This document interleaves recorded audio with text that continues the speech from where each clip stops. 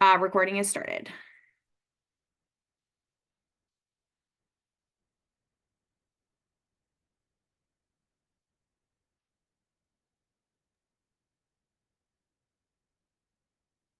Chair, did you want to call the meeting into order one more time? Oh, sure. Call to order the Beverage Licensing Authority hearing for November 20th, 2024 at 3 p.m. Excuse me. Thank you so much. All right, I'm gonna reshare the rules participation. One more time. Okay. The city is engaged with community members to co-create a vision for productive, meaningful, and inclusive civic conversations. This vision supports physical and emotional safety for community members, staff and board and commission members, as well as democracy for people of all ages, identities, lived experiences, and political perspectives. More about this vision and the project's community engagement process can be found on our website. The following are examples of rules of decorum found in the Boulder Revised Code and other guidelines that support this vision. These will be upheld during this meeting. All remarks and testimony shall be limited to matters related to city business. No participant shall make threats or use any other forms of intimidation against any person. Obscenity, racial epithets, and other speech and behavior that disrupts or otherwise impedes the ability to conduct the meeting are prohibited. Participants are required to sign up to speak using the name they are commonly known by, and individuals must display their whole name before being allowed to speak online. Currently, only audio testimony is permitted online. And the chat function, which is called the Q&A in a webinar, should be used for technical questions to staff and should not be used for public comment. Okay. Now we can move on to member roll call. If you will just speak your presence aloud. Chair Matt Califano. Chair Califano present. Thank you. Member Absalom. Member Absalom present. Member Carr. Member Carr present. Member Haggerty. Member Haggerty present. And Member Roberts. Member Roberts present. Thank you. Next, we have approval of Beverage Licensing Authority minutes from October 16th, 2024. Did any members have any edits to these minutes? Not seeing any. Is there a motion to approve? Member Carr will make a motion to approve the minutes. Member Califano will second. All in favor say aye. Member Califano, aye.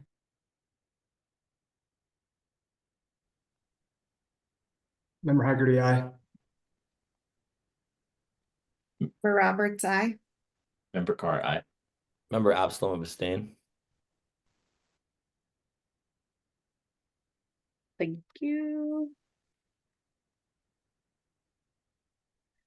Next, we have hearing agenda issues from licensing clerk. I just have one hearing agenda issue for you, and that is that agenda item 8, which is for a renewal hearing for Riverside. They did not meet their public posting requirement, so that will need to be continued to the December agenda. And that is it for that. Next we have the matters from Boulder. Oh, Roberto, did you have something? Yeah, just for the board's consideration, clarity on this issue. As of today, do they, because they didn't do the posting, do they have a liquor license? So their license expired on July, I believe it was July 30th. And they did submit their application for renewal on September 23rd. So they filed their renewal application within 90 days of the liquor license expiration date. And Kristen C can correct me if I'm wrong, or Roberto, you can correct me if I'm wrong, but I believe that allows them to operate as long as they've submitted their renewal within that 90-day period. Yes, that is correct. It's under regulation 47-303E that they can continue operating until final agency action. Any concerns about this business as it relates to the renewal that the authority should know? I will defer to Kristen on that one. if she has concerns. I think staff will have information to share at the next meeting when we actually hold the hearing for this particular agenda item. Okay, thanks. Thank you both. Okay, we're on to agenda item 2, which is matters from Boulder Police Department, and I see the officer rec is here. Hi, can you hear me okay? Good. Technology's about got the death of me today too. Hi, I'm Officer Leah Reck, and let me just go over a couple updates. So far to date, we've received just under 1,500 fake IDs. In the month of October, I ended up issuing out 19 fake ID tickets. And those, like I said previously, those were to students who have 2, 3, 4 violations of fake IDs that have been turned into the Boulder Police. And so far in November, I've issued 8. I have a volunteer who's helping me process those 1,400 IDs. We're almost through the majority of the CU students, and next we'll move on to the non-CU students. So that's definitely been keeping me busy on one level. And then the other thing that was interesting when I've talked with some of the students who've been issued the tickets, they have mentioned that they've had other IDs seized at liquor establishments, but according to my spreadsheet, I never received any fake IDs from them. So if Nathan's on here, I just wanted him to reiterate during his meetings that if they do seize those IDs, that they're required to turn them in for rules. And then I've had some other aha moments, and I was wondering what the board thinks of maybe doing individually, of course, ride-alongs with the officers, just to kind of get an idea of what the liquor establishments look like at different times and the day and different days of the week and stuff. So you don't have to answer that right away, but it was an idea that I had just so that when we do talk about some of the issues and the concerns that come up, you guys have a firsthand experience of what that looks like. And we could definitely schedule one of those if you guys are interested. And we are here 24 hours a day, so we can accommodate their schedules if you guys are interested in that. But I would love for that to happen. The other thing I'm working on, and I'm not sure why it went away, probably because COVID, is our last drink data. I want to be able to present that to you guys of what our last drink data looks like. And it looks like right now from our system that we have, we aren't collecting that. So I'm working with our dispatch supervisors, as well as like our people who help us with our Axon, which is our records keeping system, to try to figure out how we can collect that data. The data that I am getting, there's some concerns from some establishments of over service. So that will definitely be beneficial in the future to have that information. We can take a look at that and see. And also that would be information that I'd be able to push out to the RAR about these concerns that we're starting to see and kind of show some data. So I just wanted to let you guys know that I'm working diligently on getting that for you. And then lastly, I'm not sure if Nathan's on here or not, but it looks like he is. I would really love to connect with him, and hopefully maybe he can start those meetings back up again with the members of the RAR, just so that we can talk with them and open up those lines of communication and let them know what we're seeing, what we're looking for, how we document that information and stuff like that. So Nathan, if you have my contact information, if you could reach out, that would be great. I would love to be part of those meetings each month. And just kind of open up those lines so that we can push out information and helpful stuff that we have. I do have a lot of liquor establishments, and a lot of them that are rock stars, and they're doing amazing. So that makes me excited because I want 100%. We'll see if we can get there. I think that's it. Any questions for me? Thank you, Officer Recht. Member Califano would be in full support of doing ride-alongs. Do you know what what would we be looking at for a time commitment? Any amount of time. You can pick, you could do the whole shift if you really wanted. It's actually, they're pretty fun and it goes pretty fast. You can do daytime, you can do weekends, whatever time works for you. If you want to do an hour, 2 hours, 4 hours, if you want to do it, during an event, a CU event to kind of get an idea of what liquor establishments look like. And I'm talking like all of them, we can go do whatever. And the supervisor, Sergeant from the Hill, was on board with that. So he would be more than happy to have you ride with him, just so that there's no, there's nothing that we would have to have anybody recuse themselves from, in the future if there were any incidents that occurred or anything. I'm sure Yeah. that would happen. I think that would be very beneficial for the board. How does the rest of the board feel? I think Yeah. it's wonderful. Yeah. Member cards in support as well. Likewise. Yeah, I'm totally in support of this. I just also would say I've been around a lot of stings and operations over the years, so I'm willing to definitely jump along and see how we're doing it now, for sure. Compliance checks. Excuse me, compliance checks. Actually, I was just talking about just not necessarily compliance checks, just come ride on any given night. If you wanted to go ride on a compliance check, we would have to coordinate and organize that, which I would have no problem with that either. As long as there was nothing, Roberto didn't have any issues with that, but I would for sure invite you to do that, other than, I'm not sure if you'd have to recuse yourself from any violations that occurred. Yeah, that would be the only concern, but as long as it's only one of you at a time, then you recuse yourself just from that one consideration. I think it's worth it. It's a great thing to do to get an understanding of what the folks do within the police department to ensure the safety concerns of the community. Yeah, I think that, now that we're getting closer to the holidays, potentially doing these starting at the beginning of the spring semester might be good. That gives us a little time to kind of coordinate, figure out schedules, things of that nature. But yeah, I don't know if there's anything you need to prep or put together for this kind of a thing, but we can definitely talk about it, starting next year at the beginning of the semester.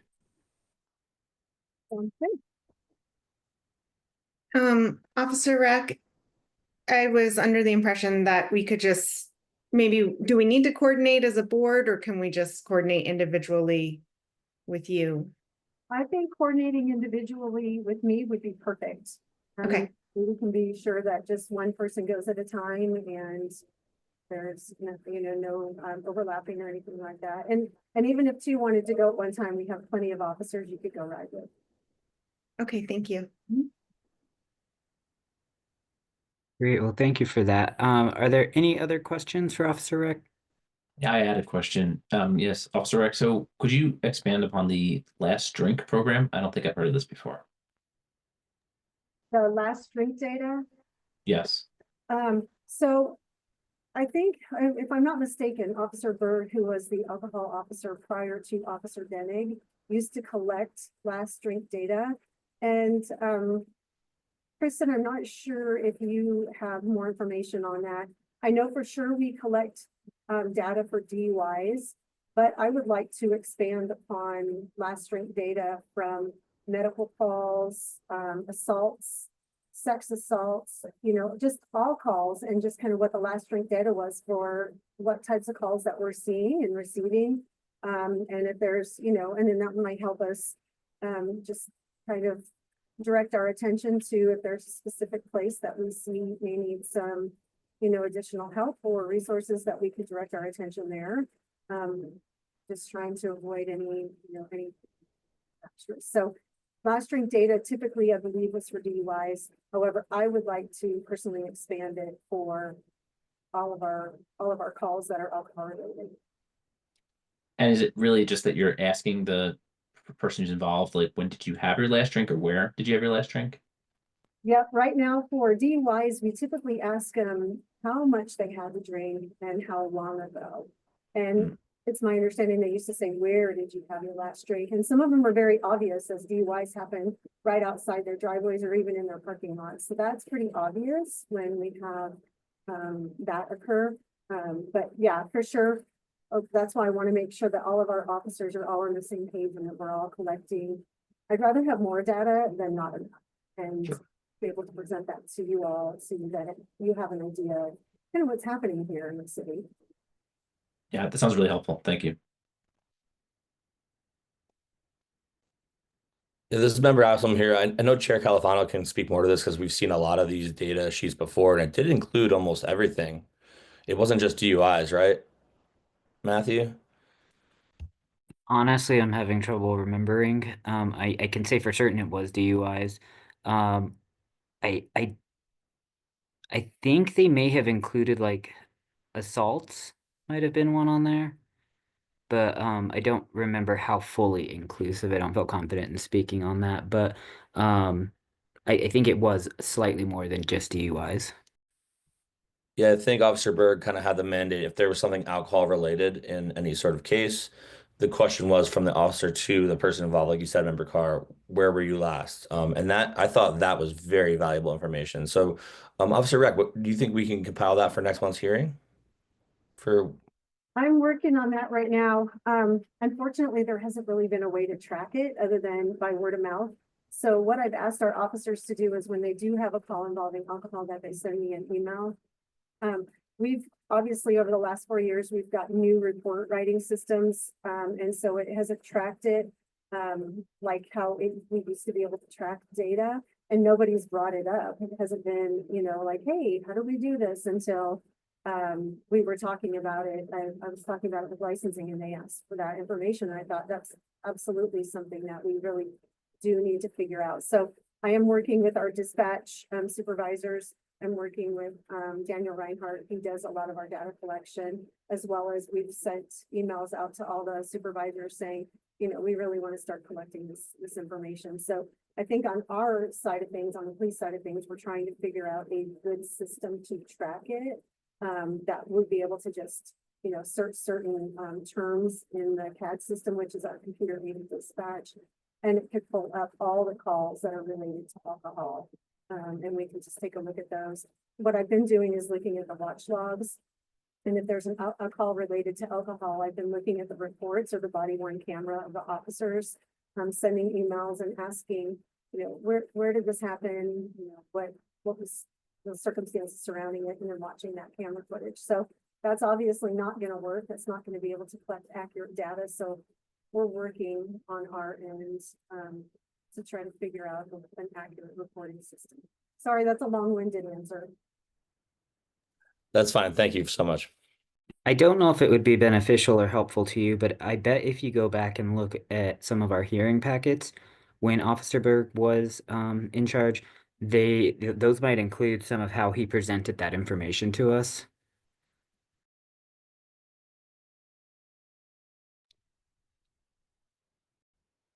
There was one more thing I had and I just lost my train of thought with it.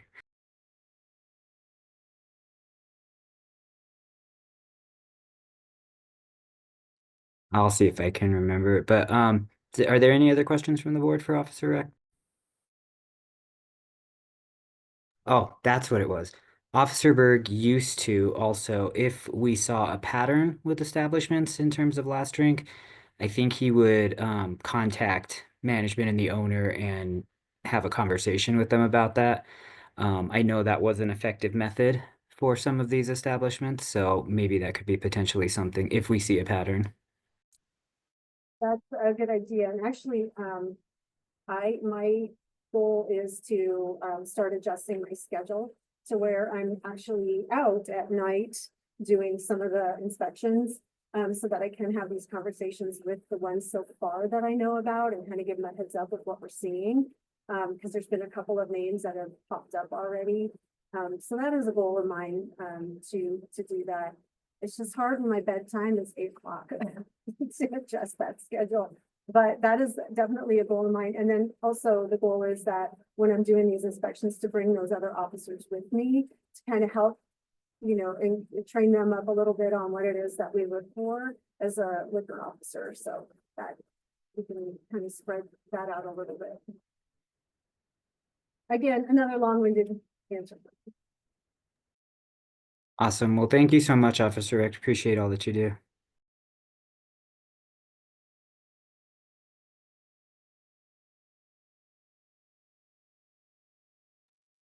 Thank you so much. Next we have agenda item 3, which is matters from Responsible Association of Retailers. And I see that Mr. Dewey is here. Yes. Can you hear me okay? Yeah. All right, I have some new headphones, so all right. So I got a few things. Sorry I couldn't make it last month. I had a personal emergency last minute and couldn't contact you all.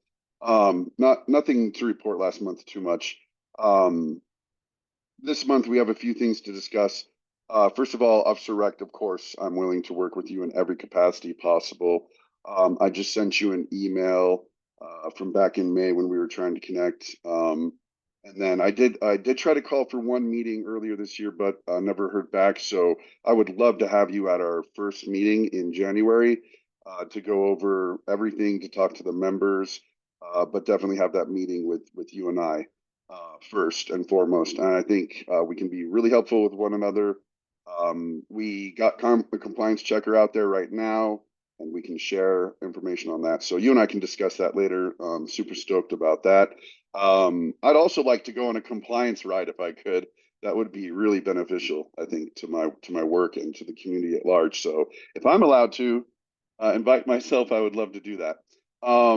Moving forward from there, we have a couple new members joining us this month. I've been working really hard with Scrooge, the new Scrooge restaurant coming up. And I know you guys will be talking with them later. Working really hard with Mr. Kim, making sure that he has all his ducks in a row.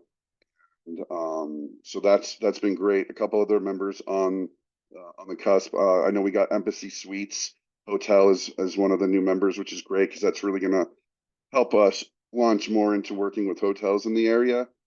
They've agreed to kind of connect me with some people in the community, so that's awesome.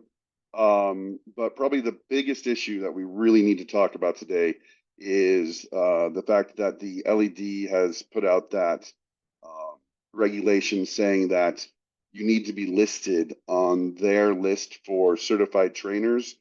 And I know that the BLA, or from what I gather, the BLA is on board with that notion. And I'm great with that. Let's get on the list. The only problem is myself and my assistant applied back in June, and we still have not heard anything. We've sent in everything for tips. Since then, she and I have both been Serve Safe Alcohol certified, as I told you we would be, and we started conducting those trainings. And then we received an email from them saying we need to be on the list, which I totally understand. We have gotten one email back from the LED stating that they are really behind. They had a huge influx of trainers. I recently talked to John Ballier, which most of you are familiar with. If I'm not training someone in Boulder, probably he is, and he's not on the list yet. So what I'm asking the BLA today is just for your patience and for you to be able to still recognize us as trainers until we can get our names on that list. And I hope that will be okay because trainings are generally full still. We keep grabbing up new members. And if I'm not able to train, I can't imagine that RA will grow. And in fact, we would probably lose members if we're unable to do those monthly trainings. And in fact, I'm doing more than monthly trainings lately. I've been doing multiple trainings in Boulder the past 2-3 months and will in December and January as well. So your approval until we can get on that list, I mean, give us 5 or 6 months for the LED to get everything in order on their end. Our Serve Safe applications are going in at the beginning of next week because we have to record ourselves doing all the presentations. There's just a lot of things they want from us. And we're doing it. We're going by the book, going as fast as we can with all of this. But again, we're just not on that list. And there's even like 2 people from out of state on that list, which I find kind of funny. But it's just one of those things where I'm concerned I won't be able to provide the service for the community that we've been providing. And I've been doing this for close to 10 years now. I'm very confident that everybody in Boulder will be trained properly in the eyes of the BLA. And so I just kind of want your thoughts, ideas. What can we do? Will you just accept my trainings? I mean, I can prove to you all that we have submitted them, and I'll send you the ServSafe submission afterwards. But like I said, even John Ballier, who's even more well connected than I am in this world, is not on that list, which I found concerning. But then we found out there's just this huge backup. So that's just the really big thing for me moving forward. Other than that, yeah, just having a lot of positive feedback from members and the trainings we're doing and everything that we're a part of right now. And we have those ID compliance checkers out there now, which is awesome. I'm finally got like 3 or 4 people, and I'm hoping to do 3 or 4 checks before the end of the year. And so I'm already getting some of those back, and Boulder so far has passed every one. And I think that's it, unless I think of something else. So yeah, my main concern is, yeah, I'm obviously working with Officer Rec more closely, and then making sure you guys can approve myself and Mandy should she need to fill in for me to train the Boulder community. Because as I even understand it, the police officer up here in Fort Collins, she has her own training, but they're allowing her to move forward until she gets on the list as well. So just want your thoughts, ideas, permissions, anything like that. So that's all I have for right now. Well, thank you, Mr. Dewey. And having had personal experience with LED and how backed up they are, I think it's more than fair to grant grace in that time period that it's going to take them. I don't know how the rest of the board feels, but yeah, I think that, we kind of have to at this point. So Yeah, granting I the grace, appreciate it. yeah, until you get on that list, it's fine. I mean, it's a new requirement, so we just have to have that turnaround period, and that grace period there. Are there any questions for Mr. Dewey from the board? The only, I mean, I'm solely on board with getting Mr. Dewey the grace that's needed. I'm just curious if there's anything that we can do to nudge the process along just to make sure there is compliance, or if that's necessary. I think that's more of a state level thing, and so I think we just have to be patient and wait. I'm not sure there's much we could do. I'm doing a lot of nudging on my side. Yeah, this member Absalom here, and I guess I'll just confirm exactly what member Califano had said, is that the LED has a lot going on, right? So it does take a process, but I think we as a board should agree to accept certain things when we come to look at mitigation around training with licensees. I think that's what I'm kind of just want to get at from everyone here, that we are going to give some grace and understand that there are going to be some things that are different around training. So just kind of putting that out there for us right now in the interim until we do get that clarity, for all of us to understand that when we are looking at a training packet, maybe we can ask some more questions about how that's being done with them and have some grace around what's going on with training right now. Member Califano would agree with Member Epsilon. All right. Well, are there any other questions for Mr. Dewey? Hi, this is Kristen Changaris, licensing manager. I just wanted to chime in to this conversation a little bit and remind the board that it is part of your BLA rules of procedure that the training programs need to be a state-approved program. So if the board is interested in amending your rules of procedure to potentially allow programs that aren't state-approved, that's probably a separate conversation that needs to happen. Can I interject real quick? So the way I read it and was talking with John Vallier the other day was that what we're doing is state approved. We just don't have the programs are state approved. We just need to be on as trainers if they want to get that 90-day responsible vendor trainer recognition. So the way I understood it, the way that it was explained to me, and I could be totally wrong, was just that as long as we're still doing the state approved programs, DIPS, ServSafe, the ABT one that's recent, then we're okay. But eventually we need to be or as soon as possible when they can get us on there, we need to be on there. So I don't know if that's false information or not, but that's the way it was kind of explained to me through another person from the LED. As a board, would we be okay to still continue to proceed with the previously state approved trainings and just wait for Mr. Dewey to get on this official trainer list? I don't have an issue with that. I just want to make sure that that's allowed. Yeah, I agree. I think if the programs are state approved, whether or not the trainer is on the specific list, and if that's going to be like a bureaucratic red tape thing around the LED, if as long as the programs are approved, I don't think that. And Kristen can obviously tell me I'm wrong about that, but as long as our rules say that the programs are approved, we can move forward with that. It's my understanding that the TIPS program is a state approved program.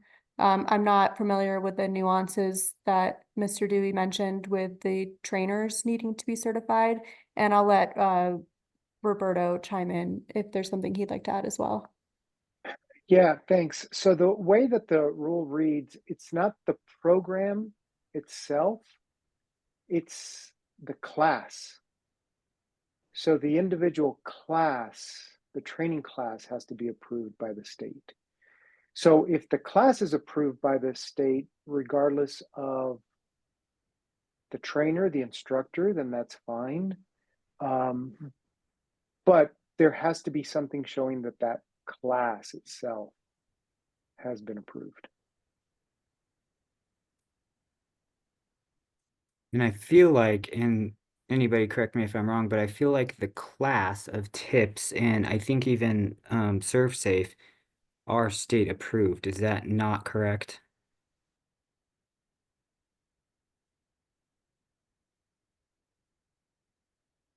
Mr. Dewey, can you share if your class is state approved?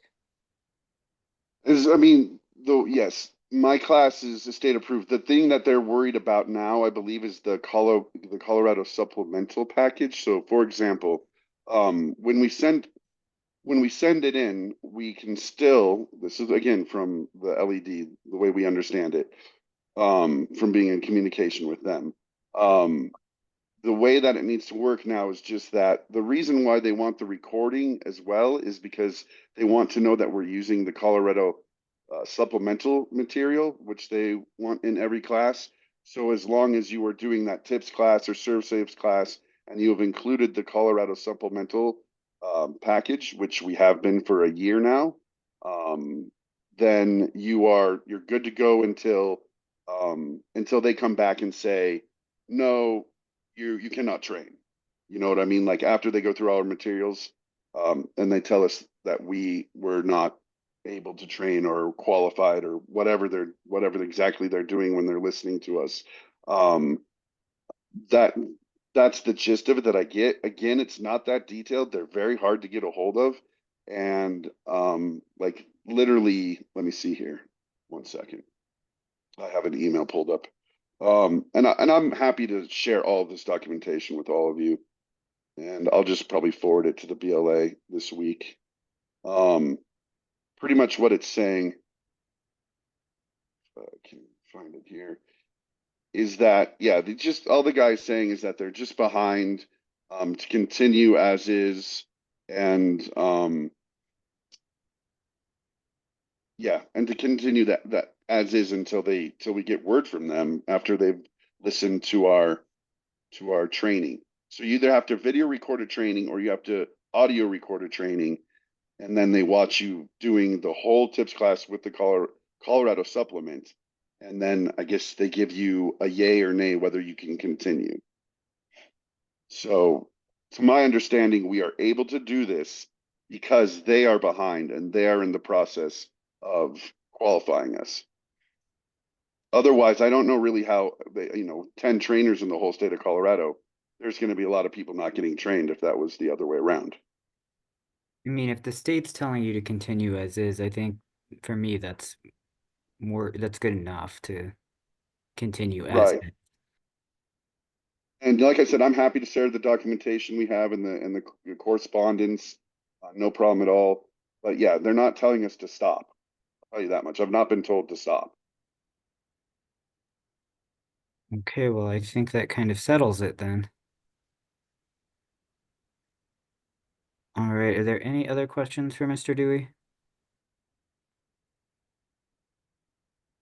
Not seeing any. All right, well, thank you, Mr. Dewey, and hang in there. Good luck with the Yeah, state. I'm trying to get it expedited as quickly as I can. So there's where there's a will, there's a way. We'll get on there ASAP. All right, thank you. Next we have agenda item 4, which is general public comment for future beverage licensing authority hearings. And I do believe that Eva from Liquor Pros has a quick comment. And Eva, you should be allowed to speak. Yeah, can you hear me? Yes. Okay. So I just wanted to reiterate and back up Mr. Dewey. I am having the same issue with the Liquor Enforcement Division. We had been listed on their website for years and years, and they recently had done the same thing with us. We submitted all of our documentation back in May, and they are still reviewing. So most other jurisdictions have still allowed us to continue as long as we follow the format of the Liquor Enforcement Division and what they train on, have allowed us to continue to do so. But I am in the same boat as him. It has been a process to get any sort of response. So I feel for him and what he's going through, because we are dealing with the same situation, including our Spanish speaking training as well. So it has been a process. I just wanted to put that out there, that what he is dealing with, he is not alone. So I just wanted to throw that out there and kind of back him up on that. Thank you for that, Ms. Gerritsen. You're welcome.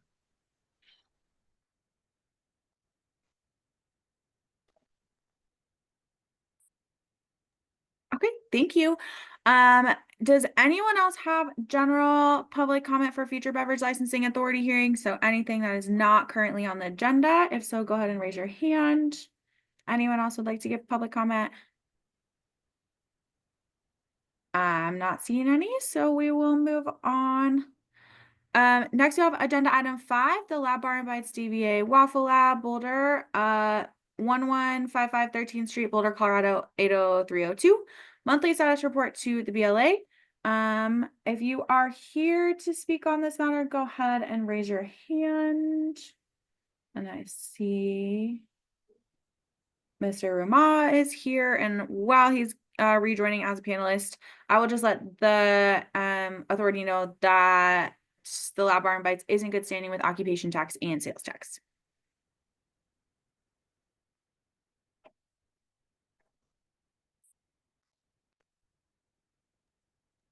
And Mr. Rumaya, I see that you're in here. If you don't mind turning on your camera, perfect. Yeah, sorry about that. It kicked me out, put me back in. No worries. Yeah, so how are things going? Things are business as normal. I'm Brad Ramaya. I'm supposed to say my name before. Sorry about that. We confiscated 13 IDs this month. We turned in 6 on 11/12. We turned in another 7 today. Confiscated based on what the ID looked like, the filling our ID scanner, asking questions, that type of stuff. We did have one small issue last week. We had a person get a little bit aggressive for not letting him in. He didn't have an ID.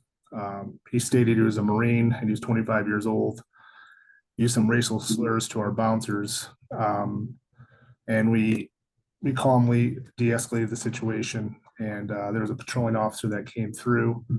And the gentleman left before when we asked a police officer to come by and give us a little bit of help. That gentleman just went on. So I'm confident that our guys are, they're staying calm. They don't engage. They're not escalating, and they're asking for help from the police. And it's something that we've really been stressing and working hard the last couple of months, is building the relationship with the police department. Another example was this past Thursday, we didn't let another gentleman in, and they decided to call a bomb threat in on the restaurant. Yeah. And so two officers came in, they were super nice, and we took them wherever they wanted to go to just take a look around and look for the potential bomb. And so those are the different things that we're kind of dealing with on the Hill when we're declining people, we're taking IDs. And there's times that they'll call the police, that's a perfect example of what happens. Yeah, I mean, it is a difficult neighborhood, so Yeah. kudos to you being able to do that. Were they able to locate this individual that made the call? We were not aware that this guy was gonna go to that extreme.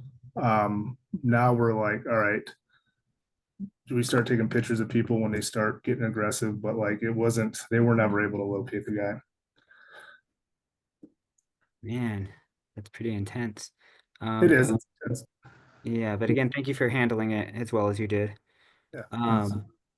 All right. Well, are there any questions for Mr. Ramaya? Only one, which is, do you have, I guess, security cameras and like footage of people if they are causing problems? We do have security cameras, and yeah, Okay. that they were basically like, we're not going to find this guy in the security camera though. Yeah, fair enough. I don't know how they would have correlated the person inside or the person. We probably have to get some better cameras that face the entrance to get a better view. It's just hard to get a camera facing that way. We'd almost have to go on like a treetop, which I don't know if that would be legal to do. It's turned away at the door. So I don't even know if they would have been able to find that person or locate that person that we denied. Great. Are there any other questions from the board? Not seeing any. All right. Well, keep up the good work. Thank you. Thank you.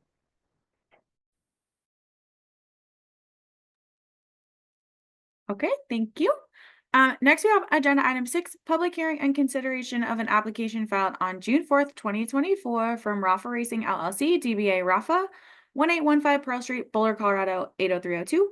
Simon Matterman, owner, and Renee Herrera as registered manager, with the premises business mailing address of 1815 Pearl Street, Boulder, Colorado, 80302 for a renewal of a beer and wine type liquor license.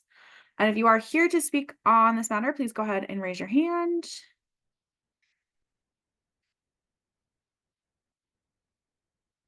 And I see that registered manager Renee Herrera is entering the hearing. And while that's happening, I'll let the board know that Rafa is in good standing with sales tax and occupation tax.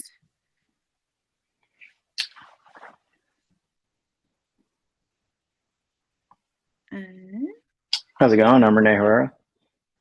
Hi, Mr. Herrera. Really quickly, I'll just go ahead and swear you in real quick. If you'll just say your name, spell your name, and give an address for the record. So Renee Herrera, RENEHERRERA, 1815 Pearl Street, Boulder, Colorado, 80302. Thank you so much. And I see that you already had your right hand raised, so I'll ask you to keep that raised. And if you will just swear or affirm that the testimony you're about to give in the matter before the Beverage Licensing Authority is true. Yes. And do you also swear or affirm that your employees have posted the premises for at least 10 days prior to today's hearing? Yes. Thank you so much. I'll hand it over to the board. All right. Since you're not represented by counsel, I'm going to go ahead and read the proceedings into the record. This is a public hearing before the Beverage Licensing Authority of the City of Boulder to determine whether or not the application of Rafa Racing LLC doing business as Rafa for a renewal of a beer and wine type liquor license shall be granted or denied. This hearing is conducted pursuant to the laws of the state of Colorado and the rules of the Beverage Licensing Authority of the City of Boulder. The purpose of this hearing is to receive information, data, and testimony by interested parties in order to enable this authority to make the findings and to reach conclusions required to be made by state laws as to whether or not the license shall be renewed. Interested parties are the applicant, residents of the neighborhood affected by the license as previously determined by the authority, and the owners and managers of a business located within the neighborhood. This hearing shall be limited to question of whether there is good cause not to renew the license as set forth in the notice of hearing dated November 20th, 2024. A record is being made of these proceedings. Those who desire to be heard shall identify themselves by stating their name, spelling their last name, and stating their pertinent address. They shall also be sworn in by the board secretary. Is there any conflict of interest or ex parte communication from any of the board members? Member Califano, no. Member Absalom, no. Member Carr, no. Member Haggerty, no. Member Roberts, no. And is there anyone in the attendees list that wishes to speak to this agenda item? If you could please raise your hand. Not seeing any. All right. Renee, can you go ahead and proceed about the renewal? Yeah, all my staff is tip trained. I believe we submitted all the paperwork. I guess there was no food taxes returned or filed last year. I think that's what it's holding us up. We had a US office out in Arkansas that closed down, so I have no contact to that person who was our accountant. And I reached out to our finance team in the UK. I don't know if they were able to support anything and if there's anything on my end that I can do. All right, it looks to be, and Caitlin, correct me if I'm wrong, but they're in good standing now with all that.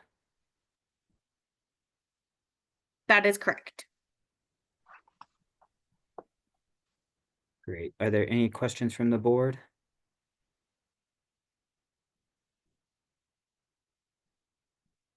Not seeing any. Is there anything else you wanted to present us?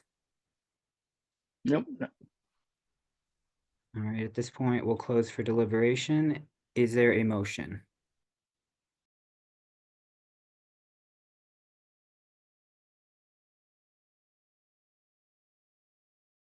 Member Califano would make a motion to approve the renewal. Member Absalom would second. All in favor, say aye. Member Califano, aye. Member Absalom, aye. Member Carr, aye. Member Haggerty, aye. Member Roberts, aye.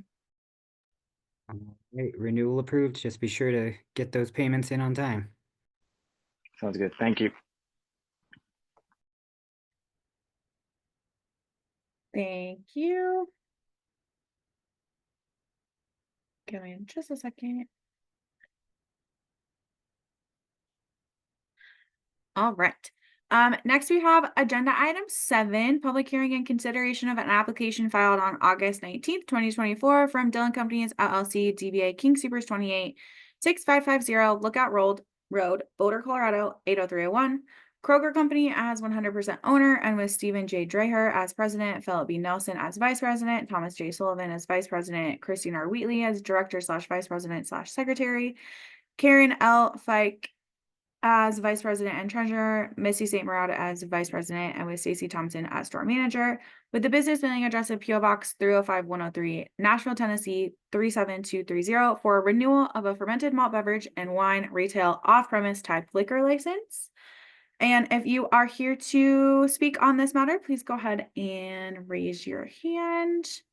And I see Mr. Stapin has raised his hand, and I think a representative from the liquor license. While they're being admitted into the hearing, I will let the authority know that this application is in good standing with sales tax and occupation tax at this time.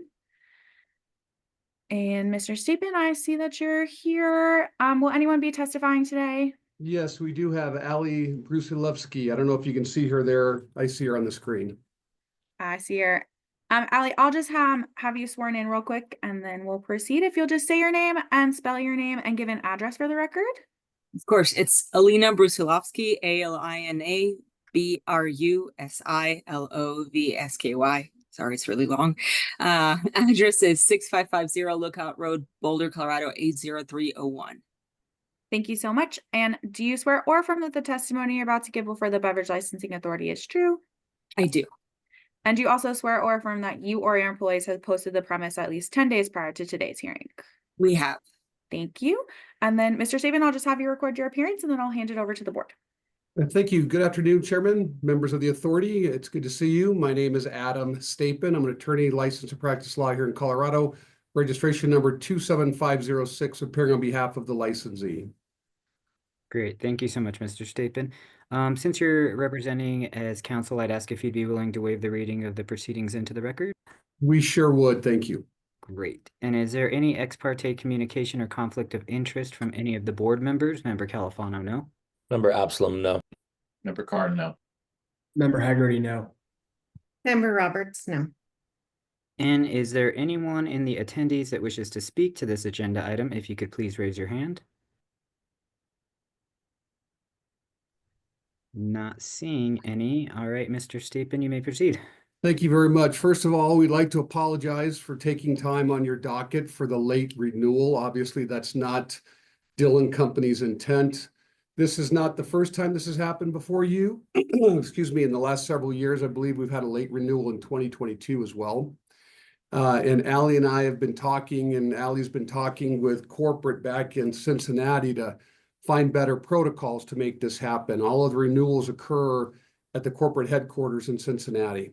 It's not local stores. It's not the boots on the ground in your backyard. It's above all of that in Cincinnati.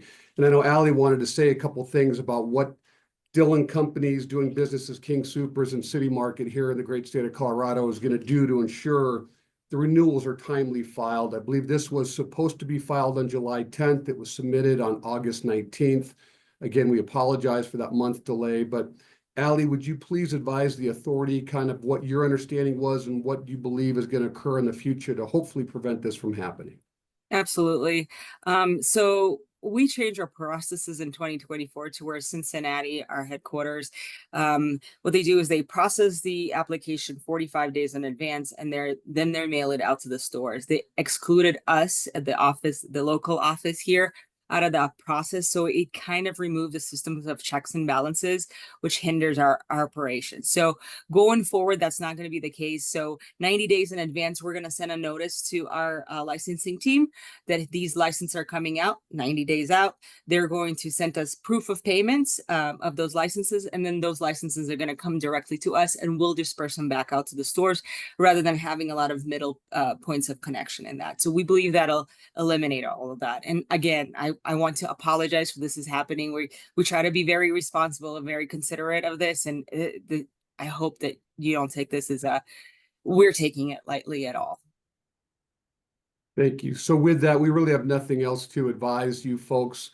Otherwise, again, we apologize for taking the time on your docket for today. Great. Thank you for that. I would just say thank you so much for taking it seriously and putting those procedures into place to avoid this in the future. Are there any other questions from the board?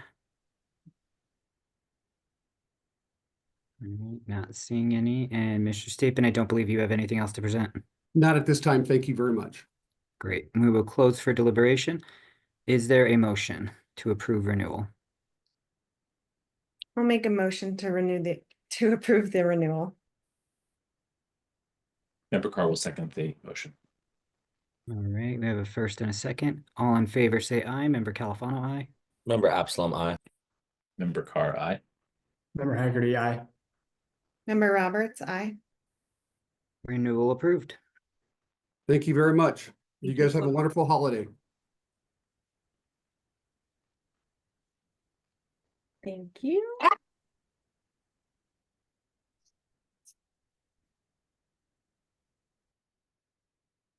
Okay, perfect. Next we have agenda item 8, which was Riverside, but they did not meet their public posting requirement, so that one will need to be continued to the December hearing. I don't think we need to read it into the record, and I don't think you need a vote, but if I'm wrong, someone can correct me to continue. I think we can just continue it and then I'm being corrected. I think you do need to vote in order to continue agenda item 8, which is a renewal for a lodging and entertainment type liquor license for Riverside. Member Califano would make a motion to continue agenda item 8 to the December hearing. Member Haggerty seconds. All in favor, say aye. Member Califano, aye. Member Absalom, aye. Member Carr, aye. Member Haggerty, aye. Member Roberts, aye. Thank you so much. That will be continued to the December 18th. I believe it is. Yep, December 18th hearing. Next, we will move on to agenda item 9, which is continued public hearing and consideration of an application filed on August 2nd, 2024 from KMG Incorporated, DBA Scrooge Soul, 1149 13th Street, Boulder, Colorado, 80302. Minkyu Kim, owner and registered manager with a business mailing address of 1378 Marigold Court, Lafayette, Colorado, 80026 for a new hotel restaurant type liquor license. If you are here to speak on this matter, please go ahead and raise your hand. And I see that Ms. Vecchio is entering the meeting.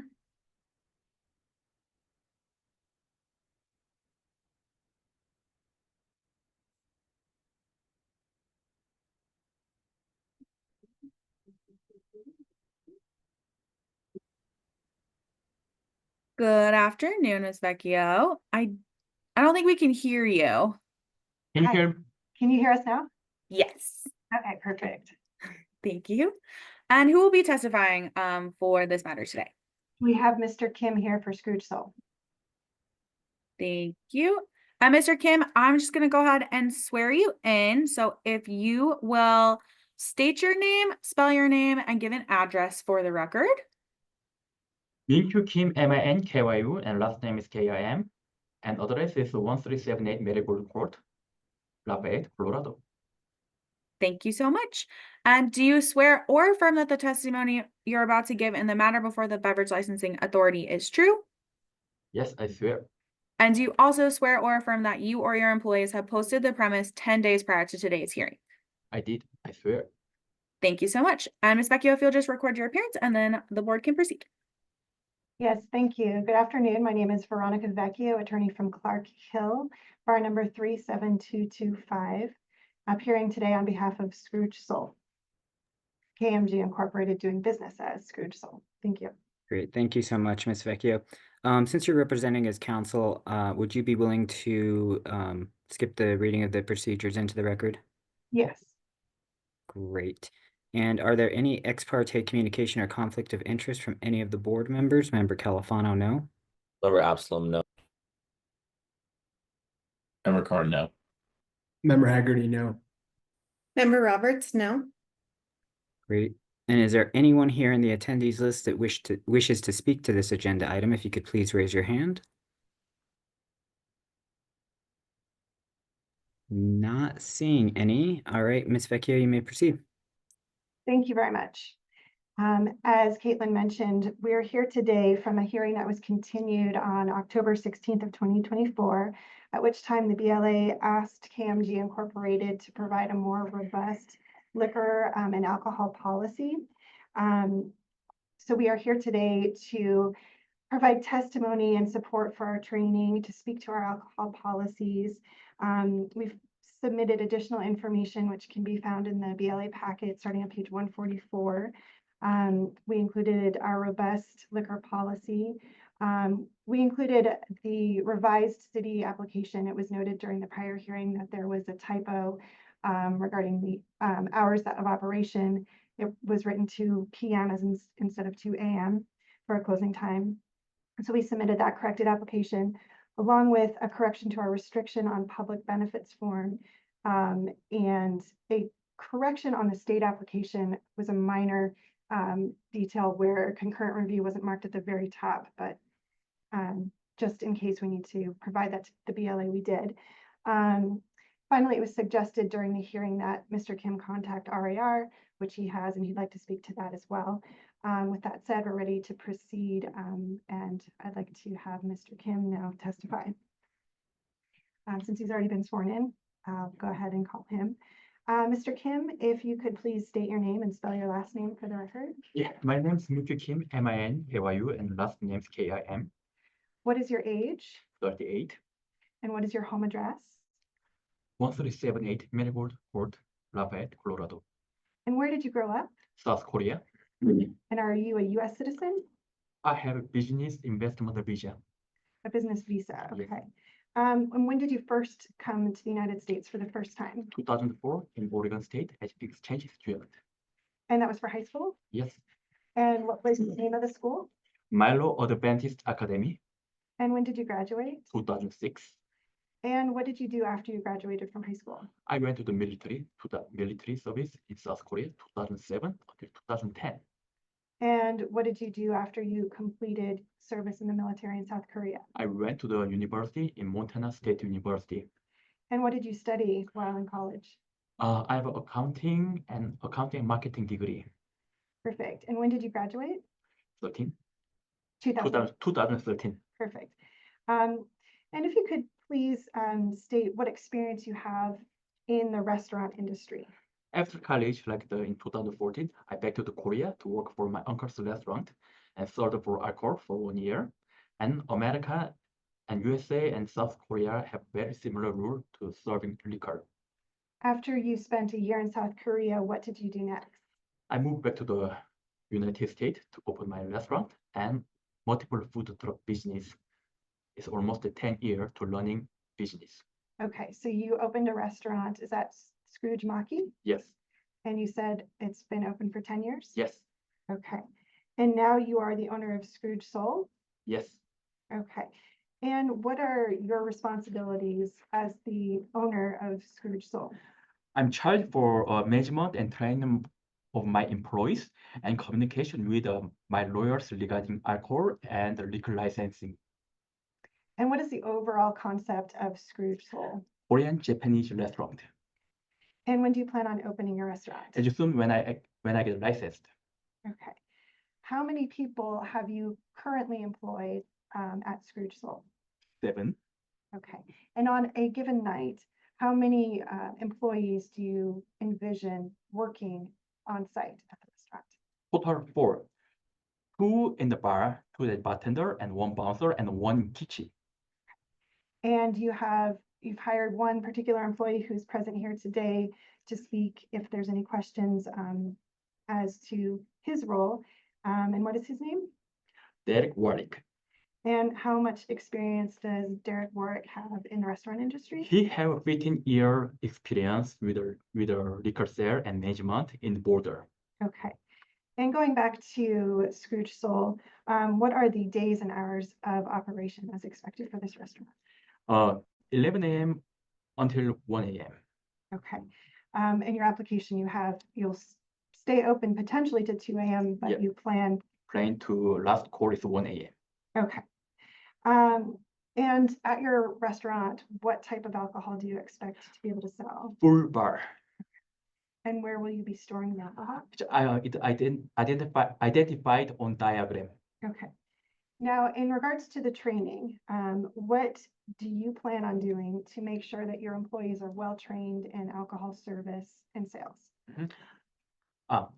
All my employees must get tips certification before they start to work. And every season, I'm new member of RAR, so Miss Nathan Dway will teach them how to do alcohol policy too. And also all my employees, they have to read and study my alcohol policy and have to sign. And personally, I have a tips certification too, and I already talked with Mr. Dway a lot and about that I got taught by him directly. Perfect. And then what will you do regularly for your staff to touch base in terms of your alcohol policies and what's going on at the restaurant? Will you have meetings weekly with your staff? Yeah, every week we're going to have a meeting about alcohol policy things, and if you have some special experience or special happening, we'll talk to the RAR and sharing our experience with them together. What types of IDs will you accept on site? I'm going to take a American driver license and passport and digital ID card for Colorado State. Only for Colorado State digital ID card. Will you take vertical IDs? Never. No. Okay. Can you please describe the process by which somebody will be ID'd to come on premises? Of course, I take their ID and give it to police. Well, that's if, okay, we'll back up. If you're concerned that that's a fake ID, you'll do that. But if you could describe what you do on site to ID a person. So how is somebody How somebody to determine whether or not they're of age to come? yeah, sorry. I'm going to check the birth and date and age, and face to face, the picture and face is same and height. And of course, if the person from out of Colorado state, and I'm going to use this ID card book to check everything, and if not match, then I decline to sell liquor. Okay. And then do you have a site? Yes, I have a scanner. Okay. And then you said you have a bouncer. So if you could describe what the process is through the bouncer and then at the bar. Of course, for beginning of the bouncer, they're going to check the ID card first with the, as I described, the picture and birth date and height with the scanner, and also like the out of state, this ID book. And after they come inside after customer come inside, and my bartender, if they're first serving to this customer, they're going to check ID card one more time. And what will the bouncer do if they determine that a person is 21 and able to come in? Do they do something in terms of, is there a bracelet or a stamp or something that happens? Yeah, they go to all bouncer, they put stamper on the arm. Okay. And your bartenders, how old are you planning on having your bartenders be for the sale of alcohol? I'm planning to hire minimum 23-year-old. Okay. With prior experience? Yes. Okay. Now, what will any of your employees do if they suspect an ID is fake? If for first time, so if they're the pure accident, I give them one more. If your employee thinks that they're looking at a fake ID, what will they do? If they're looking for fake ID, of course they'll take a fake ID card and give it to the police. Okay. Now, what if a customer gets upset that their ID has been confiscated? What will happen then? We plan to call border police. Okay. Now, you described the training for your employees. What are the consequences for an employee who violates any of your liquor policies or violates the law when it comes to the sale of alcohol? If this happening is the pure accident, then they're going to get retraining by RAR by Mr. Nathan Dewey until he say this person is okay. And if this is a seriously violence accident, I'll terminate them.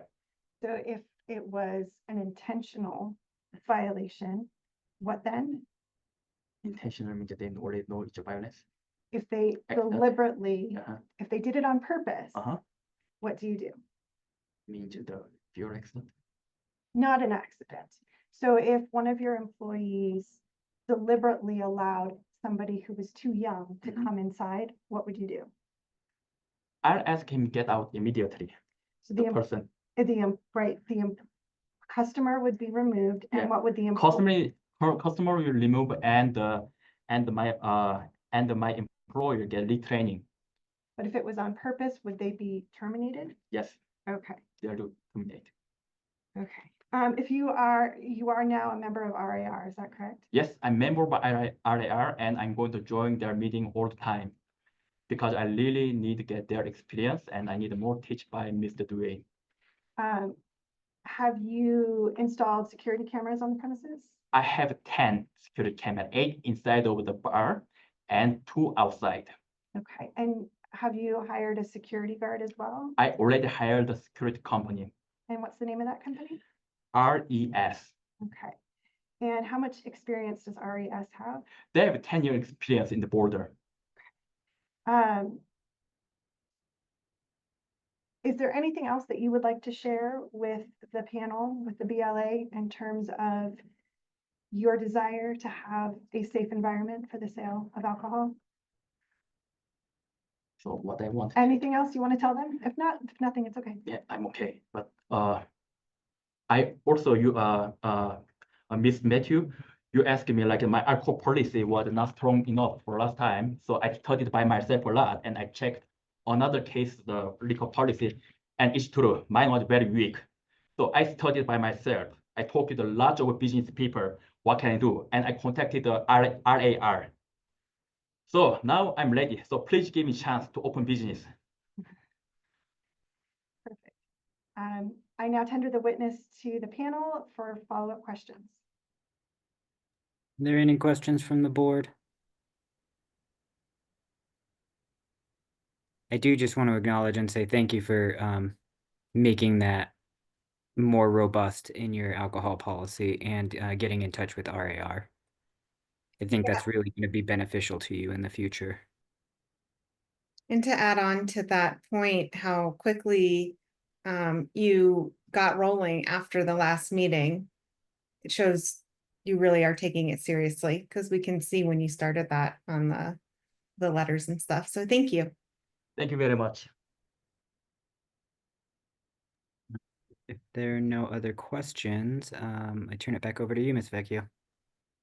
Perfect. I don't have any other witnesses. I just want to state in conclusion that KMG Incorporated has submitted a complete application for a new hotel restaurant liquor license.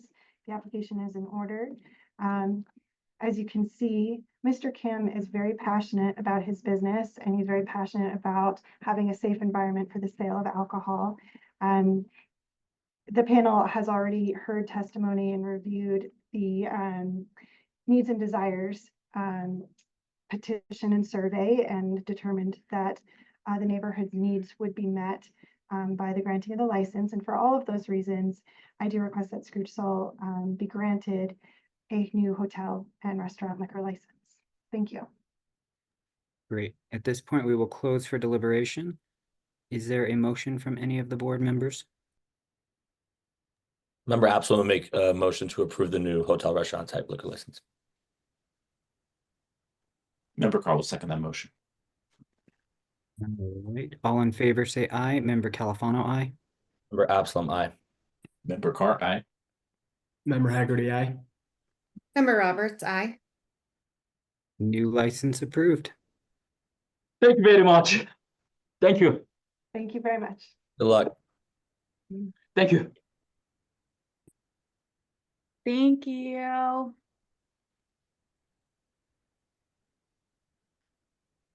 Okay.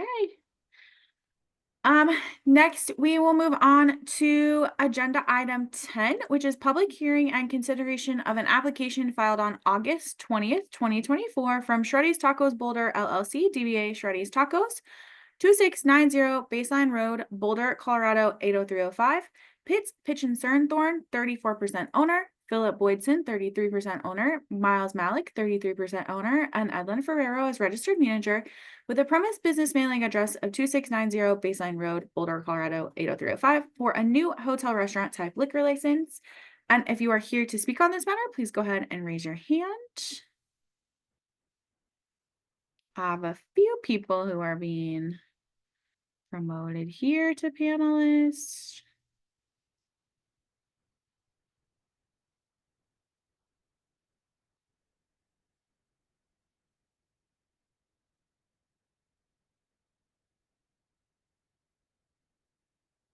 If anyone else is wanting to speak on this matter, go ahead and raise your hand. I think I saw a hand raised and then it went down, so I just want to make sure I got everyone in here. And will this applicant be, will this applicant be represented by an attorney? Yes, Dan Carr. Hello, Mr. Carr. And Mr. Carr, who will be testifying for this matter? Well, Eve is going to testify, and so will Miles Malik, one of the owners. Thank you so much. Eva, I'll start with you, and I'll just have you say your name and say your name and spell your name, excuse me, and give an address for the record. You bet. Thanks, Caitlin. For the record, my name is Eva Garrettson, last name Garretson, one of the owners of Liquor Licensing Professionals doing business as Liquor Pros, and we are located at 5515 Saddle Rock Place in Colorado Springs, Colorado. Thank you so much. And if you'll raise your right hand. Do you swear or affirm that the statements you're about to give before the Beverage Licensing Authority are true? Yes. And do you also swear or affirm that your employees have posted the premise for at least 10 days prior to today's hearing? We did not do the posting, Caitlin. I just want to let you know the applicant did it, so I don't want to speak on that. Nope, that's perfect. I'll ask Mr. Malik. And then Mr. Malik, if you will say your name, spell your name for the record. Miles Malik, Miles Malec. Thank you so much. And if you'll give an address. 2690 Baseline Road, Boulder, Colorado, 80305. Thank you. And do you swear or affirm that the statements you're about to give before the Beverage Licensing Authority are true and correct? Yes. Thank you. And do you swear or affirm that you or your employees have posted the premise for at least 10 days prior to today's hearing? Yes. Thank you. And then Mr. Carr, if you'll just record your appearance and I'll hand it over to the board. Sure. For the record, Daniel W. Carr, registration number 8224, from the law firm of Dill, Carr, Stoneberg, and Hutchings, appearing on behalf of the applicant. We are prepared to proceed. I would simply want to congratulate the board for saving Ms. Vecchio from having to pull out the paddles on a defibrillator to take care of Mr. Kim had the vote gone the other way, because it appeared that he might go down under the chair. So thank you for accommodating that. Mr. Carr, since you're representing his counsel, I'd ask if you'd be willing to waive the reading of the procedures into the record. We'd be glad to. Great. And is there any ex parte communication or conflict of interest from any of the board members? Member Califano, no. Member Absalom, no. Member Carr, no. And I also want to just state for the record that there's no relation between Mr. Carr and myself. Member Haggerty, no. Member Roberts, no. Great. And is there anyone here in the attendees list that wishes to speak to this agenda item? If you could please raise your hand. Not seeing any. All right, Mr. Carr, you may proceed. Yes, I'm going to accommodate Ms. Garrettson because I'm sure she might have another appearance or something better to do than sit around. So if we could ask Ms. Garrettson be brought up as the first witness, I'd appreciate it. Yeah, that's fine. Eva, can you please state your name and last name for the record? Yes, sir. For the record, once again, Eva Garrettson, with one of the owners of Liquor Pros. And Eva, in this particular incident, you were hired by the applicant to conduct a petition, is that correct? That is correct. And since they've heard it a million times, can you minimize your discussion as to exactly what you did? Yes, sir. The short version, Liquor Pros was contracted by the applicant to conduct the needs and desires survey for the new hotel and restaurant liquor license for Shreddy's Tacos, located at 2690 Baseline Road. These folks have already been taco truck now, moving on to bigger and better things, but they've been there for a bit, adding on the restaurant liquor license. Liquor Pros conducted the needs and desires survey on October 25th and Saturday, October 26th. I love my surveyors. My surveyors do a wonderful job. I did have to educate Miss Bobo on this particular one. She contacted me on that Saturday complaining that there was no one home. I had to introduce her to CU football. She did she did go out on Saturday, or October 26th, in the same date that Colorado was playing Cincinnati. She forged on. She was very adamant about that, but she did understand here going forward, look at the football calendar, because I mean, that's really important. So she made 467 attempted contacts, which is really high for us in that particular area. Of those 467 attempted contacts, she obtained a total of 125 signatures. 58 were from business owners and managers, all 58 signing in favor at 100%. She did also try to notify all the other licenses of similar types as well inside the area. She then and all 58 signed in favor at 100%. She then obtained a total of 67 residential signatures, with 66 signing in favor at 99%, one opposed at 1%. She does do a random sample all the way around the business. If she finds anybody with any concerns, she kind of camps out a little bit longer. In this case, 66 signed in favor at 99%, one opposed. So if we combine this total, we actually have 124 signatures signing in favor at 99%, one opposed at 1%. This company is very well known in this area. Everybody was excited for it. The 99% clearly shows a need and desire for this particular license and that the existing outlets have not yet met that need. I would tender Ms. Garrettson to the authority for any questions that they might have. Are there any questions from the board for Ms. Garrettson? Not seeing any.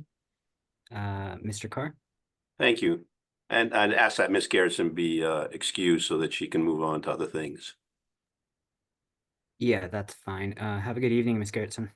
Thank you as well. Everyone have a happy holiday. And Mr. Chairman, based upon the people that I see who are on the screen, I'm going to do somewhat of an abbreviated presentation based upon those results and the applicant that sits before you. At this time, I would ask Miles Malik to, he's already indicated his name and indicated his last name and spelling. Miles, can you tell the authority how you're related to this particular application? Yeah, I'm one of the owners of it. My wife is actually, yeah, Shreddy herself at Len Fierro, so that is my involvement. And your wife will be the manager at this location, is that correct? Her and myself, yes. Yes. And Mr. Malik, how often do you intend to be on the premises while it's open? I'm there every day and will continue to be there. And Mr. Malik, if you could just give us a brief understanding of what type of a business you want to operate there, or that you are operating there. Yeah, it's a family, you know, Mexican restaurant, street food, specialty. Yeah, just a neighborhood Mexican restaurant. And previous to this, you did have a food truck, is that correct? Correct. How long have you been in the business then? I believe we're 4 years now, coming up on our 5th year. And how long have you been open at the current location? We opened at the end of April. I know you've done some research, that particular location. Are you aware of whether or not prior to you going in there, other operators in fact had a liquor license there? Yes, I believe Bojo's and both Oregano's both had a liquor license. And with regards to the application that's before the board, have you had any prior experience in the alcohol industry? Yeah, we actually opened our first food truck at a brewery up there. My wife was a beer tender there from the entire time they were open for 4 or 5 years, so she's very familiar. You've submitted a document to the authority with regards to the policies and procedures that you intend to operate under with regards to alcohol service. Are those based upon her experience and also your understanding of the Colorado Liquor Code? Yeah, they're based off her experiences, and we have a team member that's familiar with the RAR, the Responsible Association of Retailers, and that's how that was created. Let's just get some highlights with regards to, obviously you're in a college community, and as a result, there's many underage people there. What's your plan with regards to the acceptance of any kind of a vertical ID? No acceptance. And are you going to accept it in the event that somebody says, well, I just turned 21 and I just haven't got my license yet? No. And with regards to the identifying of a false ID and then taking action with regards to that, what's the plan as to what would be done with any false IDs that you catch? Yeah, everyone that will be serving alcohol is tip certified. We have a booklet showing all of the IDs for across the country. And if one is seeming to be fake, they will not be served and will be turned into the police. And then how about the other question that arises obviously in any setting where alcohol is being served is the possibility of somebody, being in a position or a state where maybe they ought not to be served. What's the game plan there, sir? Could you say the question differently? Yeah, if you've got somebody who you think has already imbibed enough, what action is are you going to take at your restaurant? Yeah, they will not be served. We will are more than willing to call them a cab or an Uber to get them home. Try to just took the tips class yesterday, keep them on site, get some food in them, but they will not be served any more alcohol. And you've indicated that the other members of your staff are also tip certified, is that correct?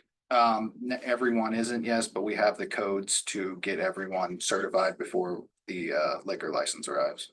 So your plan would be to make sure everybody was certified prior to them beginning a process where they would serve alcohol. Correct. Thank you. What's the planned hours of operation?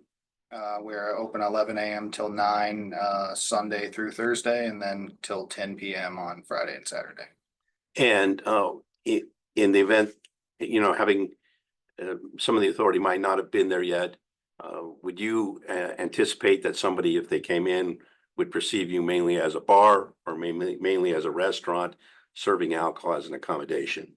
Definitely as a restaurant serving alcohol as an accommodation. Thank you.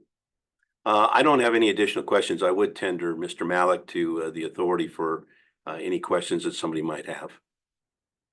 Great, thank you. Are there any questions from the board? Member Califano just has a couple comments. I didn't see anything in your alcohol policy regarding fraudulent IDs.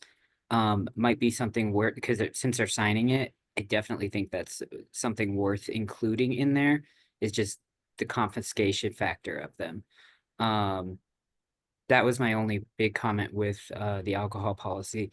And then on your diagram, I didn't see, I can make an assumption, but I wanted to have it be clear from you. I didn't see where books and records were being kept. Books and records are being, we have a office downstairs in the basement where all of our records are being kept in a file cabinet. Perfect. If we could just amend that for the record, that would be great. Those were my only two comments. Are there any other questions or comments from the board?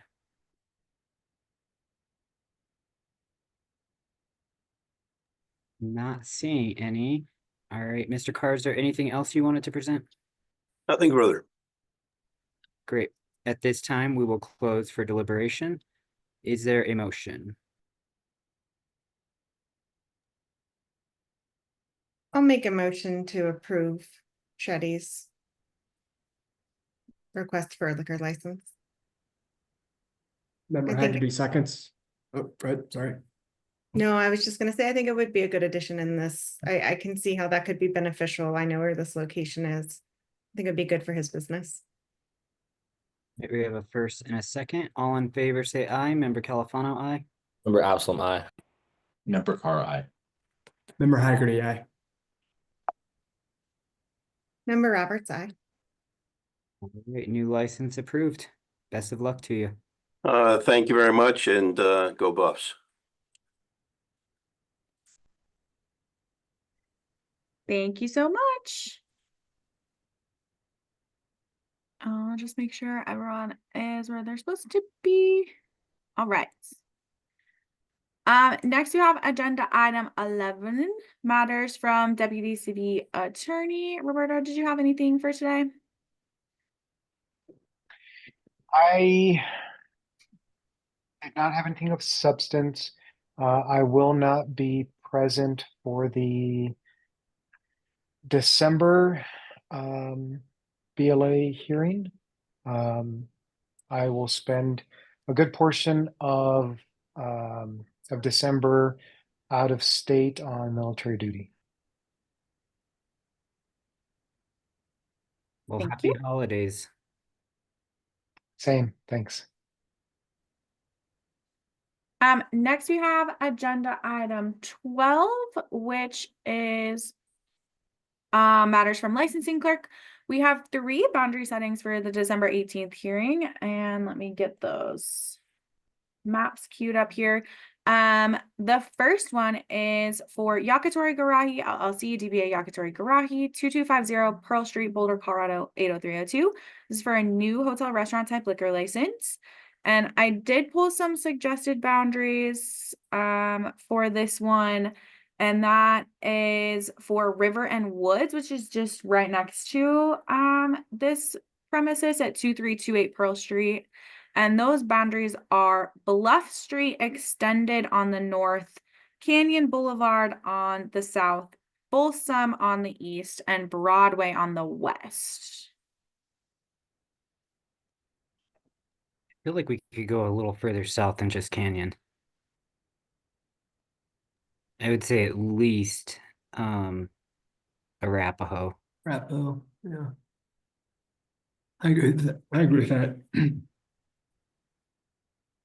So member Califano would make a motion for Bluff Street on the north, Broadway on the west, Arapahoe on the south, and I believe it was 28th on the east. Folsom. Folsom on the east. I feel like we should go to 28th for that too. So I would make that motion. Member Haggerty seconds. All in favor, say aye. Member Califano, aye. Or Absalom, aye. Member Carr, aye. Member Haggerty, aye. Member Roberts, aye. Thank you so much. Next we have Fringe Pizza LLC DBA Fringe, a well-tapped eatery. That's at 2900 Valmont Road, Suite A1, Boulder, Colorado 80301, for a change of class from a beer and wine type license to a hotel restaurant type liquor license. The suggested boundaries I took from the original applications, which were set at the September 18th, 2019 BLA hearing. And those boundaries are for the same exact premises, and therefore Iris on the north, Pearl Street on the south, Foothills Parkway on the east, and 20th on the west. Member Califano would make a motion to accept those boundaries. Member Carr will second that motion. All in favor, say aye. Member Califano, aye. Or Absalom, aye. Member Carr, aye. Member Haggerty, aye. Member Roberts, aye. Thank you so much. And the last one we have for December is WFMWO Inc. DBA Ideal Market, 1275 Alpine Avenue, Boulder, Colorado 80304, for a permanent modification of a premises for a fermented malt beverage off-premise type liquor license. The boundaries are from the original application, which was set at the November 19th, 2018 BLA hearing, and those are Evergreen Avenue on the north, Pine Street on the south, 20th Street on the east, and city limits on the west.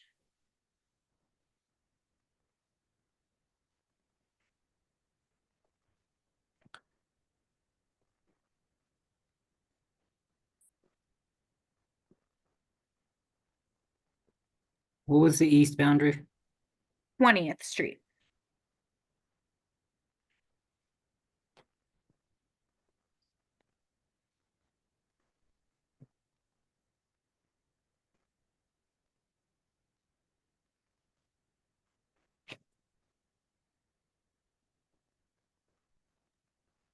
Member Califano would make a motion to accept. Member Carr will second the motion. All in favor, say aye. Member Califano, aye. Or Absalom, aye. Member Carr, aye. Member Haggerty, aye. Member Roberts, aye. Thank you so much. There was no transfers for this month, no breweries, wineries, or distilleries for this month. You have your special event permit list in there, and then your liquor license renewal in your packet as well. The only other matter that we had from licensing clerk is we did get some dates for board recruitment. And those dates are board recruitment begins on Monday, December 16th, and it will end on Friday, January 31st. So it's a bit longer of a recruitment than normal. It's 7 weeks, it looks like. So that's exciting. And I believe we have 2 seats up technically. Member Absalom's seat, he's being very gracious and filling that until it's filled.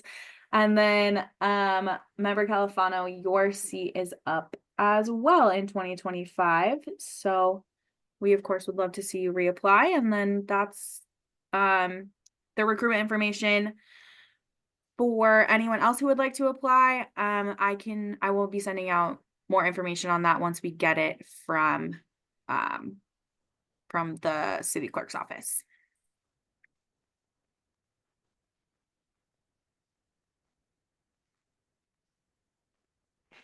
And I think that is it for matters from the licensing clerk. Next, we have agenda item 13, which is matters from chair and members of the authority. And I do have our two matters on here. The first one is the ID scanner discussion for the board. And then member Absalom and member Carr might have a presentation for you as well. Yeah, so on our topic here, we'd like to continue that till next month. We just haven't had a chance to get our schedules aligned. Not an issue, I don't think.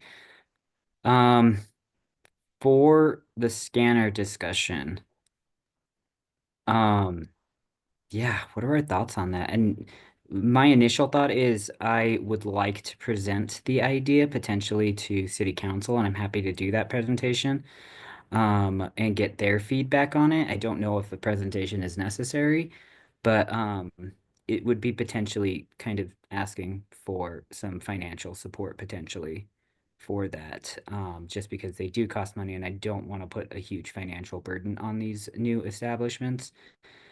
But I'm in favor of potentially making it a requirement. I don't know how the rest of the board feels. And just for the record, just so we're all clear what we're talking about here is it's that we want to require liquor licensees to have a scanner, correct? New establishments, yes. New establishments, right? After we set a potential date. And would that apply also to renewals? Well, that's part of the discussion. I think I would like to know what involvement and what subsidy the city can provide before I can make an adequate decision, especially for renewals or. I mean, I don't know if anyone did some research on any of this, but I mean, I think the cheapest one on the market is up over $600. And that's obviously not the one we might not want. So just I think to the point of the financial costs to the establishments, I think that's a good point. But I don't think we can have a really educated discussion until we know what we could potentially get, because I don't even know if I would ever incur that onto a licensee as a cost. I'm up in the air about that. So that's tough. Well, to your point, member Epsilon, requiring something else that's an additional fee. There are fee requirements already in place for establishments. So I can argue both ways. So no, I don't want to put any more additional fees on them. Secondly, it is maybe we start considering like the cost of running a business and having a liquor license. There is a fee to that responsibility, and this could be part of that. So just putting out that point of view as well. Well, I'd also another. like to make, Oh, go ahead. no, I was going to say, I'd also like to make the point that this is that's relatively minor investment, $600 or $1,000, considering that if they had a violation, they lose an entire, at a minimum, day, maybe 3, 4, 5 days of liquor sales. So, I think from a business standard, it actually makes sense to invest a little bit of money into a scanner to be proactive. I agree. I wasn't suggesting the city should cover them. I just didn't know if there could be an involvement for a new business. I think before we discuss like financials around what licensees go through, we should probably get some examples from actual licensees. We can say $600 is nothing, but we also need to look at, how that would really affect someone. That's someone's pay for a week or something like that. So I'm not like, again, I'm playing devil's advocate here. I don't know exactly how that would impact a business. And of course, there are costs aligned with having a liquor license.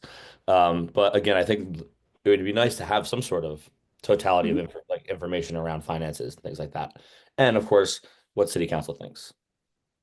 I would also like to have some data around businesses who use them currently and like what percentage are they catching? I thought today's report from the lab was really interesting. Obviously, having that has been extremely beneficial to them. And so I think if we could get some more data, that could also maybe help us make a decision and or get something in place. Not to throw a wrench in it, but how effective are these scanners these days? We know that a lot of these fakes are scanning. So maybe we need to get some potential data on that too. Officer might be able to provide some of that. think if we are going to be going to council, we probably want to go to them with a proposal rather than Yeah. like an ask of like how much could you give us? It would probably be more along the lines of like this is what we'd like, and we would like the city to, consider additional funding for this program.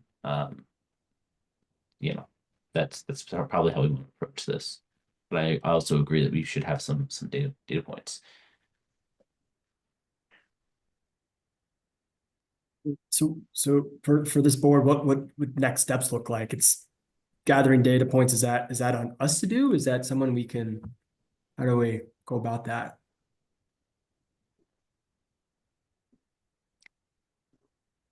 I'd like to involve the, Yeah. Officer Rec and get her perspective on ID scanners and how they work, and if she believes it's an effective prevention method.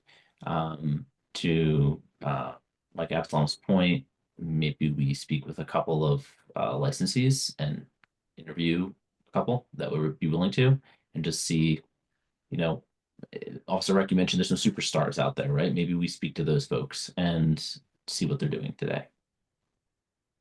I also think it would be beneficial to reach out to our marijuana dispensaries since they are required to have those. I think that we'd be able to gather a lot of data from them on, how many they catch versus how many, they're not going to know the ones that they aren't catching, right? Those are just going to make it through. There's some really good ones out there. But there's also, even the ones that the state uses were allowing, they were scanning real, the fakes were scanning real. I guess my point to the whole scanner thing was at least they're trying. We have a lot of establishments that they aren't even trying. They're not looking at the book. They're not using a scanner. They're not doing anything. And so even just to have a scanner there, it could be a deterrent for a long line of underagers. But I would definitely, I can talk with our marijuana officer, Officer Gignac, and see when they have their meeting, if there's a way that we can gather some data from them, if you think that might be helpful, like as to the cost of them and the effectiveness of them, how much it costs to maintain them each month and update them, and that sort of thing. So I can do some research on that end of things, as well as I think maybe Nathan could talk to the establishments and see if anybody are using them and if they have any that are successful and some that are, garbage. I think there are plenty of both out there, but definitely I think the marijuana dispensaries are going to be able to help us out with that. Can I chime in? Am I allowed? Yeah, that's fine. Okay. Hey, I've been doing the scanner thing for years. So, this is my point of view, and we can also discuss this further. But first and foremost, I think scanners are effective. I think that's a good point Officer Rec just made as far as it kind of scares people if it's a long line. Scares people from going in if they have a fake. Some. Not all scanners are created equally. That $600 scanner, I'm guessing, is not that great. Probably misses a lot of them. I have a couple companies that I've talked with, worked with, that are more foolproof, but Officer Rec is correct that even with the best scanners, some of them are starting to get through. I would highly suggest that, and I can help Officer Rec with this, that you all talk with Officer Carrie Ripsom. She's the alcohol compliance officer for the city of Fort Collins. She's been personally using and beta testing one of these scanners that you can actually put on your phone, and has been working with that company. And I think she could give you some really valuable data. I do believe she's told me, I just talked to her a little bit ago, I do believe she's told me that like maybe one maybe got by, but I don't even want to say one got by the system she uses. And so from a law enforcement kind of regulation enforcement side of things, I think scanners are good. I've been working with dispensaries for years. I can't think of too many of the dispensaries who are mandated to use the scanners who come back with a lot of fake IDs.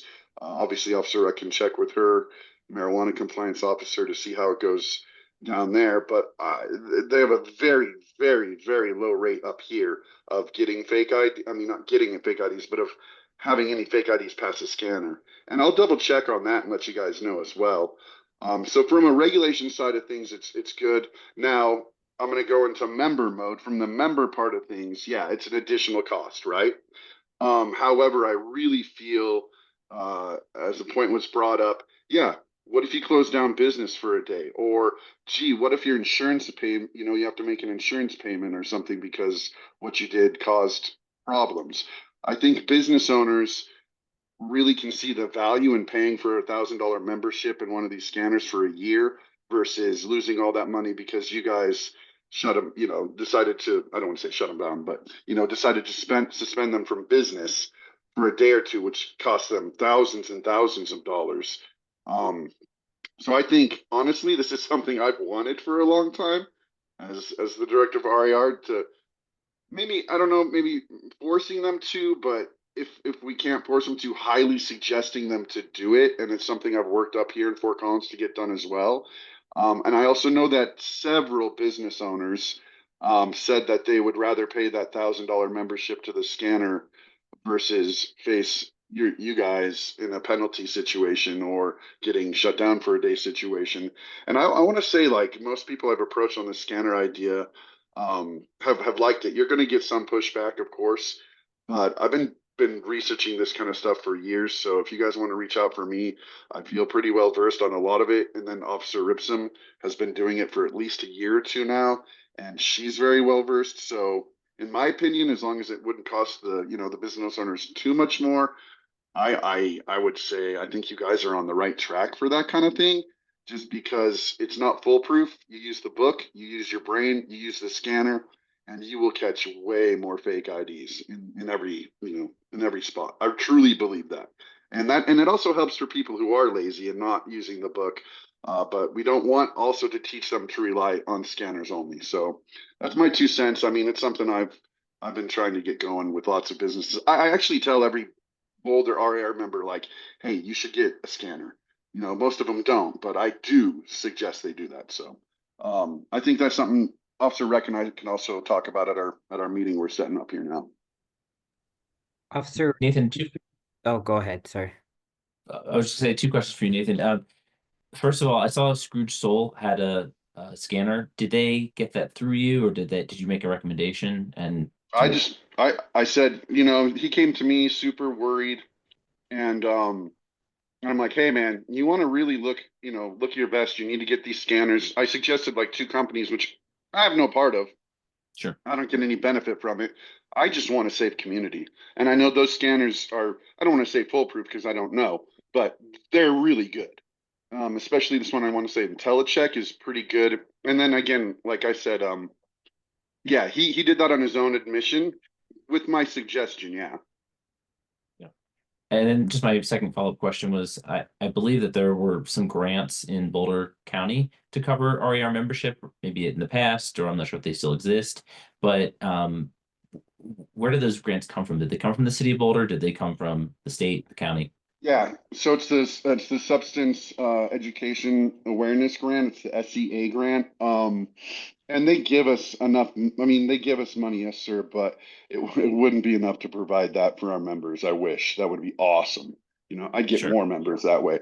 But as of now, I don't have the grant funding for that. But that is something we could do on my side of things, possibly, or definitely we can get a grant writer in the city or the county possibly to try to supplement that for us. And if that's something you guys are interested in, I'm happy to go down that avenue and find out who we could contact.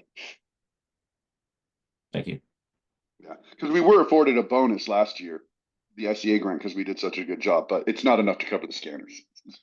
I think that would be good information to have, Mr. Dewey. If you could possibly come to the December, does that give you enough time, the December hearing?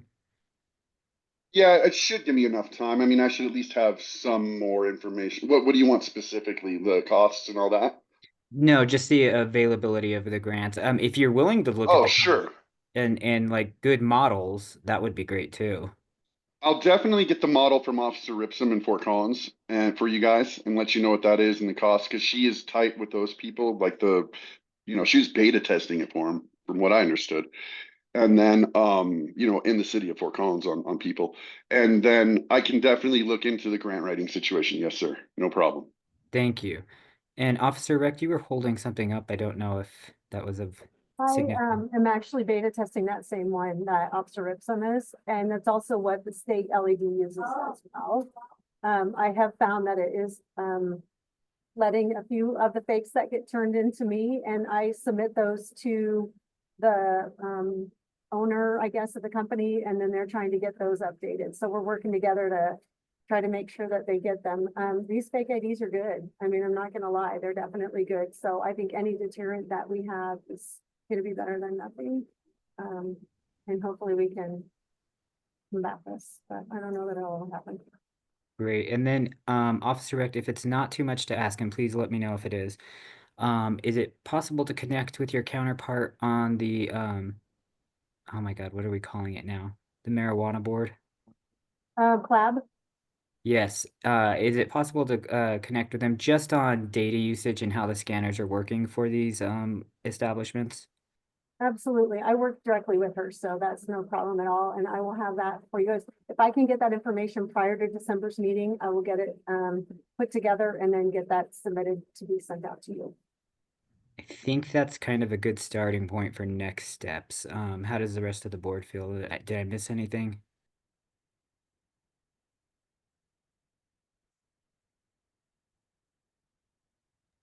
All right. Well, is there any other discussion on the scanners then at this point?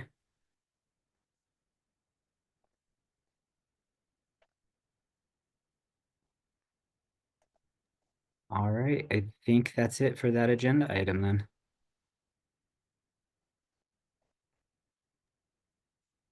Unless, is there anything else for matters from chair and members of the authority? Only thing I had was, Roberto, do you know who's going to be representing you at December's hearing? They're representing me. Not representing you, but in your place, excuse me. Yes, it'll be Christiana McCormick, who used to be the board's attorney before me.